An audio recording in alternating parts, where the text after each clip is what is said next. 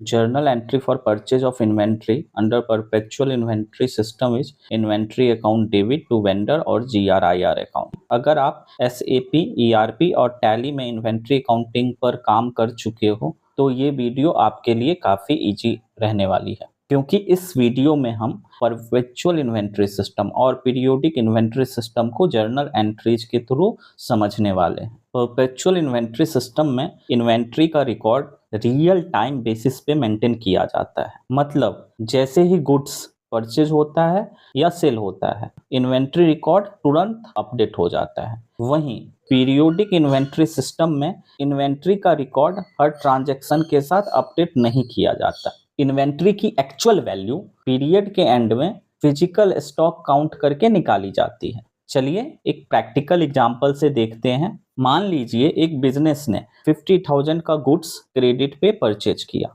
Perpetual inventory system में जो generally SAP, ERP और सिमिलर सॉफ्टवेयर में फॉलो होता है, जर्नल एंट्री होगी inventory account debit with 50,000 to vendor और GRIR अकाउंट क्रेडिट विथ 50,000।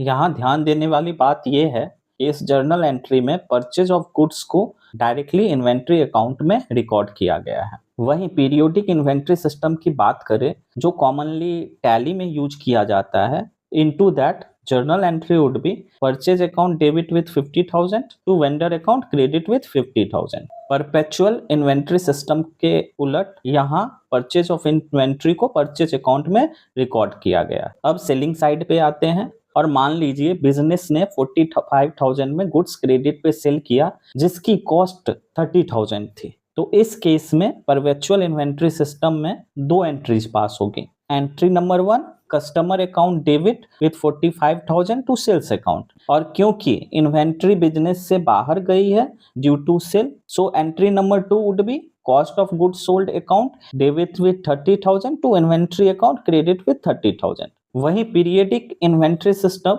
जो कॉमनली टैली में फॉलो होता है, उसमें सेल के टाइम बस एक ही एंट्री पास होगी, that is customer account debit with 45,000 to sales account credit with 45,000। यहाँ कॉस्ट ऑफ गुड्स सोल्ड और इन्वेंट्री की एंट्री सेल के टाइम पास नहीं की जाती है। अगर इन सबों को समराइज करें तो परपेचुअल इन्वेंट्री सिस्टम में इन्वेंट्री हर परचेज और सेल के साथ अपडेट होती रहती है, जबकि पीरियोडिक इन्वेंट्री सिस्टम में परचेज को परचेज अकाउंट में रिकॉर्ड किया जाता है और इन्वेंट्री की एक्चुअल वैल्यू पीरियड के एंड में फिजिकल स्टॉक काउंट करने के बाद डिटरमाइन की जाती है। इसी वजह से perpetual system real time inventory information provide करता है, जबकि पीरियोडिक इन्वेंट्री सिस्टम में स्टॉक की एग्जैक्ट वैल्यू पीरियड एंड पर ही पता चलती है।